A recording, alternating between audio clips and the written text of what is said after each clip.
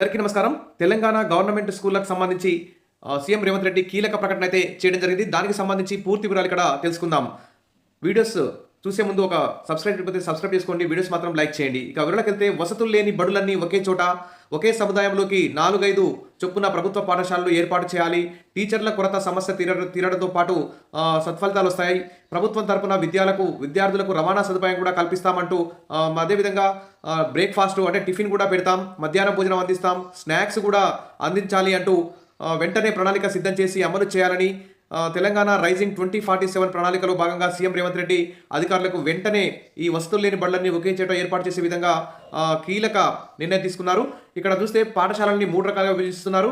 Nursery, LKG, UKG నుంచి 4వ తరగతి వరకు ఒక సెక్షన్గా, తర్వాత 5th క్లాస్ నుంచి 8th క్లాస్ వరకు ఒక విధంగా, 9th నుంచి ఇంటర్మీడియట్ వరకు ఈ విధంగా ఇలా పాఠశాలను 3 విభాగాలుగా విభజించి మరి ట్రాన్స్పోర్ట్ సౌకర్యం కూడా ఏర్పాటు చేసి స్కూల్స్ అన్నింటినీ మెర్జ్ చేసి తద్వారా టీచర్స్ కొరత లేకుండా చేసి నాణ్యమైన విద్యను అందించాలని సీఎం రేవంత్ రెడ్డి అధికారులకు కీలక ఆదేశాలు అయితే జారీ చేశారు.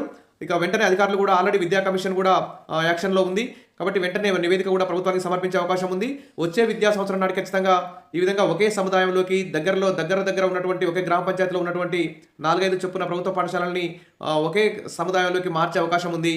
ఇక అరకొర వస్తువులతో ఉన్న 4-5 ప్రభుత్వ పాఠశాలను ఒకే సముదాయాలకు తీసుకొస్తే మంచి ఫలితాలు వస్తాయని, టీచర్ల కొరత తీరుతుందని రేవంత్ రెడ్డి అన్నారు. విద్యార్థులకు ప్రభుత్వం తరపున రవాణా సదుపాయంతో పాటు అల్పాహారం, మధ్యాహ్న భోజనం, స్నాక్స్ సైతం పాఠశాలలో అందించాలని విద్యాశాఖను ఆదేశించారు. వెంటనే ప్రణాళికను సిద్ధం చేయాలని అన్నారు. తర్వాత ప్రాథమిక విద్యను అందరికీ అందించే సంస్కరణలను ముందుగా అమలు చేయాలన్నారు. జీహెచ్ఎంసీ, కార్పొరేషన్లు, మున్సిపాలిటీల్లోని ప్రభుత్వ ప్రాథమిక పాఠశాలలు, ఉన్నత పాఠశాలలు, కాలేజీలన్నింటినీ గుర్తించాలని చెప్పారు. నర్సరీ నుంచి 4వ తరగతి వరకు ఒక విభాగం కింద, 5వ తరగతి నుంచి 8వ తరగతి వరకు ఒక విభాగం కింద, 9వ తరగతి నుంచి ఇంటర్ సెకండ్ ఇయర్ వరకు ఈ విధంగా 3 విభాగాలుగా పాఠశాలను విభజించి నాణ్యమైన విద్యను అందరికీ అందించాలన్నారు. నర్సరీ నుంచి 4వ తరగతి స్కూళ్లపై ముందుగా దృష్టి పెట్టాలని, ప్రభుత్వ స్థలాలు, ఇటీవల కబ్జాలు, ఆక్రమణల నుంచి విముక్తి పొందిన ప్రభుత్వ భూముల్లో స్కూళ్లకు అధునాతన భవనాలు నిర్మించాలని చెప్పేసి సీఎం రేవంత్ రెడ్డి అయితే అధికారులకు కీలక ఆదేశాలు జారీ చేశారు. ఇక పలు అంశాల మీద తెలంగాణ రైజింగ్ 2047 అంశాల మీద పలు అంశాల మీద సీఎం రేవంత్ రెడ్డి సమీక్ష నిర్వహించి ఈ విధంగా ఆదేశాలు అయితే జారీ చేయడం జరిగింది. ప్రస్తుతానికైతే మరి నర్సరీ తరగతులు గవర్నమెంట్ ప్రైమరీ స్కూళ్ళలో ప్రవేశపెట్టడం వల్ల అంగన్వాడీ టీచర్లు అయితే చాలా అసంతృప్తిగా ఉన్నారు. వారి యొక్క ఉద్యోగాలకే ఉనికికే ప్రమాదం వచ్చే ఉందని వారు ధర్నాలు అయితే చేస్తున్నారు. మరి విద్యా కమిషన్ ఏ విధమైన నిర్ణయం తీసుకుంటుంది, తెలంగాణ ప్రభుత్వం ఏ విధమైన నిర్ణయం తీసుకుంటుందో ఇంకా వేచి చూడాల్సి ఉంటుంది. ఆల్రెడీ దాదాపు తెలంగాణలో 1000 పాఠశాలల్లో ప్రీ ప్రైమరీ తరగతులు ప్రవేశపెట్టి ఒక ఆయాని, ఒక విద్యా వాలంటీర్ని కూడా నియమిస్తున్నారు. వారికి అదనంగా 8,000, 6,000 జీతం కూడా ఇస్తున్నారు. మరి అదే జీతం మాకిచ్చి నర్సరీ, ఎల్కేజీ, యూకేజీ తరగతులు అంగన్వాడీలో ప్రవేశపెట్టాలని ఇటు అంగన్వాడీ టీచర్లు, ఆయాలందరూ కూడా ప్రభుత్వాన్ని డిమాండ్ అయితే చేస్తున్నారు. ఈ విధంగా ఉంటే ప్రభుత్వం అయితే ఈ విధంగా చర్యలు తీసుకుంటుంది. మరి దీని మీద ఎలాంటి అప్డేట్ వస్తుందో రాగానే అందిస్తాను. తప్పకుండా సబ్స్క్రైబ్ చేసుకోండి. మరి ఈ ట్రాన్స్పోర్ట్ అనేది ఇటీవల బస్సుల కింద పడి చిన్నారులు మరణిస్తున్నటువంటి అంశం కూడా మనం గమనిస్తున్నాం.